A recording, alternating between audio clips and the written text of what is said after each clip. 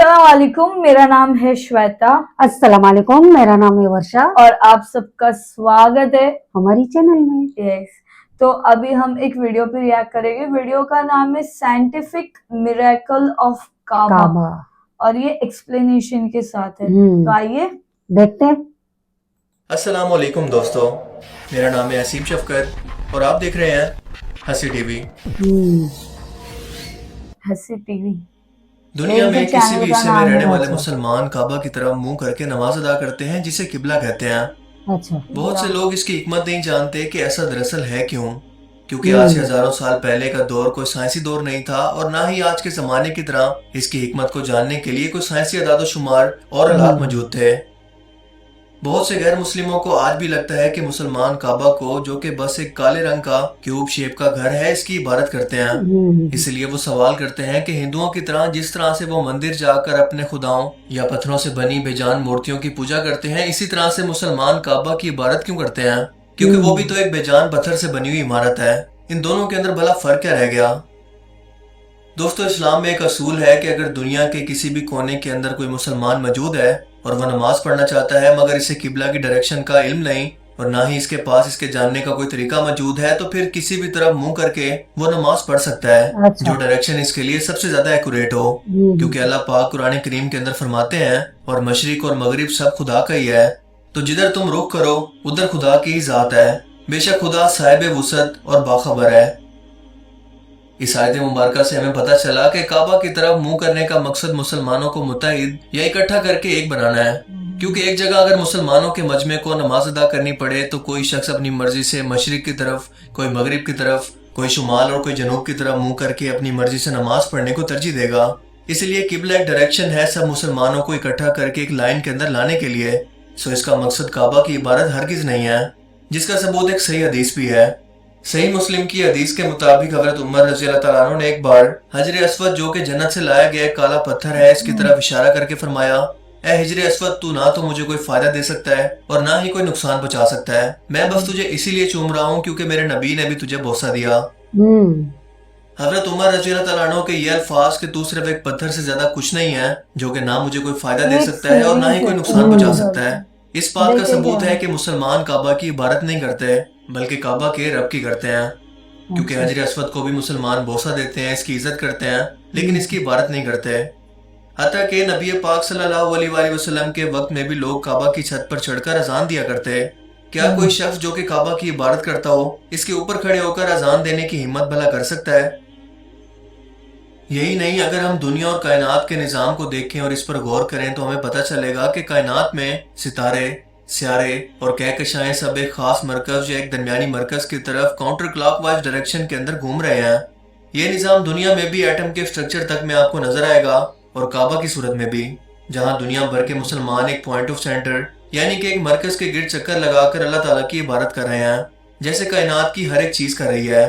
लेकिन ये मरकज खुदा की जात नहीं बल्कि इसका बनाया गया एक मुकम्मल निज़ाम है जो कि अपने आसपास के निज़ाम को जोड़े हुए है।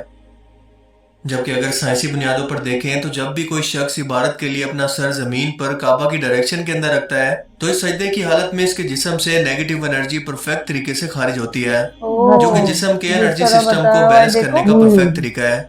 यही तरीका टेंशन, डिप्रेशन और स्ट्रेस को कम करता है, जिसे समझने के लिए आपको गोल्डन रेशो या डिवाइन प्रोपोर्शन के कॉन्सेप्ट को समझना होगा, जिसकी वैल्यू फी कांस्टेंट यानी कि 1.681 के बराबर होती है।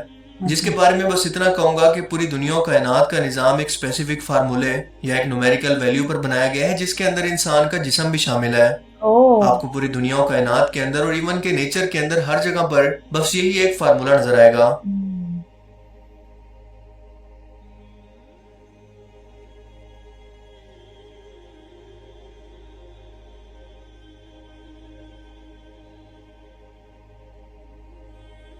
और अगर ये फार्मूला हम जमीन के ग्लोब पर अप्लाई करें तो जवाब आता है मक्का शहर, यानी जमीन का ऐसा मकाम जहां पर सबसे ज्यादा एनर्जिक फील्ड मौजूद है, इतना ज्यादा कि ये दुनिया के किसी और कोने के अंदर मौजूद ही नहीं हो सकता।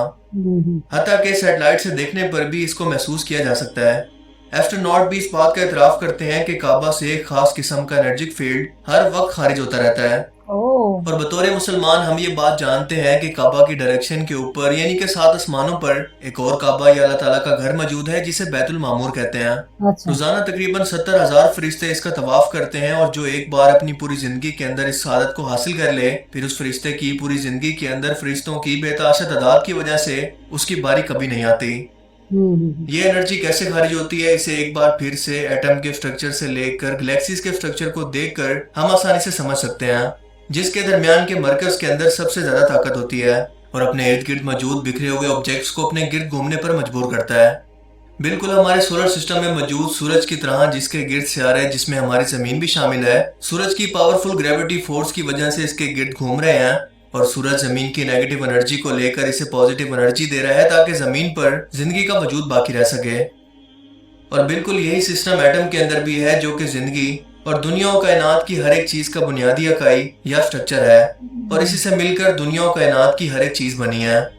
इसीलिए काबा का तवाफ करने पर यानी कि एक सेंटर पॉइंट के गिर्द घूमने पर एक पॉजिटिव एनर्जी आपके जिस्म के अंदर दाखिल होती है। साइंटिफिक रिसर्च हमें यह बताती है कि एक आम इंसान दिन भर के अंदर बहुत सारी इलेक्ट्रोमैग्नेटिक वेव्स का सामना करता है जो कि इसके लिए बहुत खतरनाक है और सामने के दिमाग के हिस्से में दाखिल होकर डिप्रेशन, सर दर्द, सुस्ती और दिमागी तनाव या स्ट्रेस की वजह बन सकती है। दिमाग के इसी हिस्से से हमारा जिस्म पॉजिटिव और नेगेटिव एनर्जी को हासिल करता है और दिमाग के इसी सामने के हिस्से को जमीन पर रखकर इस नेगेटिव एनर्जी को आसानी से खत्म किया जा सकता है। लेकिन ये प्रोसेस उस वक्त काफी बढ़ जाता है जब सबसे ज्यादा एनर्जी रखने वाले जमीनी हिस्से की तरफ ऐसा किया जाए जो कि सिर्फ और सिर्फ काबा है। डॉक्टर एंड्रयूज न्यूज़बर्ग ने दिमाग की इन्हीं एक्टिविटीज को नमाज के दौरान नापने की कोशिश की तो वो ये जानकर हैरान रह गया कि नमाज के दौरान इस शख्स के दिमाग पर सीधा ये एनर्जी असरअंदाज हो रही है, जिसकी वजह से फ्रंटल लोब या दिमाग का सामने का हिस्सा उम्र गुजरने के साथ साथ सुकड़ता नहीं है, जिसका मतलब कि दिमाग के इस हिस्से के जिम्मे काम जो कि है पढ़ना लिखना और याददाश्त वो भी मुतासिर नहीं होते और बुढ़ापे के अंदर भी आपकी याददाश्त को कमजोर होने से बचाकर आपको कुदरती तौर पर मेडिटेशन को फराहम करता है। क्या आप यकीन करेंगे कि आर्कियोलॉजिस्ट की तहकीक के मुताबिक बिलिस पत्थर जो कि मक्का मुकरमा के अंदर मौजूद है दुनिया के सबसे पुराने या कदीम पत्थर हैं। जब साइंटिस्ट ने यहाँ से सैंपल लेकर इकट्ठा किया तो पता चला कि ये जमीन की शुरुआत के वक्त या जमीन के बनने से भी पहले के पत्थर हैं जो कि हमारे सोलर सिस्टम के अंदर कहीं पर मौजूद थे और जमीन के बनने की शुरुआत के वक्त जब एस्ट्रॉयड जमीन की सतह से टकरा रहे थे तब ये पत्थर इसी लोकेशन पर आकर गिरे। इसलिए आज भी काबा के 3 पत्थर के टुकड़े ब्रिटिश म्यूजियम के अंदर मौजूद हैं क्योंकि साइंटिस्ट का मानना है कि ये पत्थर हमारे सोलर सिस्टम से कहीं से आए हैं जिस वक्त जमीन का वजूद भी नहीं था। जमीन पर काबा की लोकेशन या लैटिट्यूड 21 डिग्री और 25 डिग्री है, लेकिन क्या आप यकीन करेंगे कि कुरान करीम के अंदर काबा को बयान करने की सूरत का नंबर भी 2125 ही है, जिसके अंदर अल्लाह पाक फरमाते हैं कि जब हमने खाना काबा को लोगों के जमा होने और अमन पाने की जगह मुकर्रर किया और हुक्म दिया कि जिस मकाम पर इब्राहिम खड़े हुए थे इसको नमाज की जगह बना लो और इब्राहिम और इस्माइल को कहा कि तवाफ करने वालों और इत्तिकाफ करने वालों और रकू करने वालों और सजदा करने वालों के लिए मेरे घर को पाक साफ रखा करो। जबकि कोमा के बाद की वैल्यूज को अगर हम परसेंटेज के अंदर बदलें तो हमारे पास जवाब आता है 21.42, जिसे अगर कुरान करीम के अंदर तलाश करें तो दूसरी सूरत की आयत 142 के अंदर एक बार फिर से काबा का ही जिक्र है जिसके अंदर अल्लाह पाक फरमाते हैं, अहमक लोग कहेंगे कि मुसलमान जिस किबले पर पहले से चले आते थे अब इससे क्यों मुंह फेर बैठे। तुम कह दो कि मशरिक और मगरिब सब खुदा का ही है और वो जिसको भी चाहता है सीधे रास्ते पर चलाता है। क्या ये सिर्फ मैथमेटिकली तौर पर महज इत्तफाक हो सकता है? अगर साइंटिफिकली तौर पर बात करें तो इसका चांस 10,000 में से सिर्फ एक बार मुमकिन है, लेकिन अल्लाह ताला की हिकमत से कुछ भी मुमकिन है। इसीलिए मुसलमानों को अल्लाह ताला की जात का हर हुक्म बिना किसी सवाल और शक व शुबात के मानना चाहिए, क्योंकि इसके हर हुक्म के पीछे एक मसलियत और हिकमत जरूर होती है जो कि आसानी से समझ नहीं आती। इसीलिए तो अल्लाह पाक फरमाते हैं कि वही लोग दुनिया और आखिरत के अंदर कामयाब हुए जो देखी और अनदेखी दोनों चीजों पर ईमान लाए जिसका खुदा ने हुक्म दिया, और अनदेखी इसकी जात भी है जिस पर हम बिना देखे और बिना कोई सवाल किए इसके वजूद पर ईमान लाते हैं। मुझे उम्मीद है कि आज की इस वीडियो से आपको बहुत कुछ नया जानने को मिला होगा और ये वीडियो आपको पसंद आया होगा। अगर ये वीडियो आपको अच्छा लगा और इससे कुछ नया जानने को मिला तो इसे जरूर लाइक कीजिए। अब मैं मिलूंगा आपसे एक ऐसी ही नई इंटरेस्टिंग वीडियो में, तब तक के लिए अपना बहुत सा ख्याल रखिएगा। Thanks for watching this video. अल्लाह हाफिज। ओ देखा, जैसे साइंटिफिकली उन्होंने बातें बोली ना कि साइंस और लाइक काबा शरीफ, तो वो किस तरह उन्होंने बताया लैटिट्यूड के हिसाब से, रेशियोज जो बताए हैं वो सूरा अल बुखारा, sorry for the pronunciation guys, तो वहां पे लिखा हुआ था, तो उसमें भी वो सारी चीज देखेंगे, हम सूरा देखेंगे एक बार कि और डिटेल में हमें पता चले कि किस तरह क्या है क्या नहीं। वो काला पत्थर के बारे में बताया कि जब एक धरती नहीं थी तभी से है, तभी से, और वो अभी भी मौजूद है, ब्रिटिश वो कुछ तो म्यूजियम में है, म्यूजियम, उनका टुकड़ा अभी भी है वहाँ अभी भी है, राइट राइट। और यहाँ भी है काबा शरीफ में भी।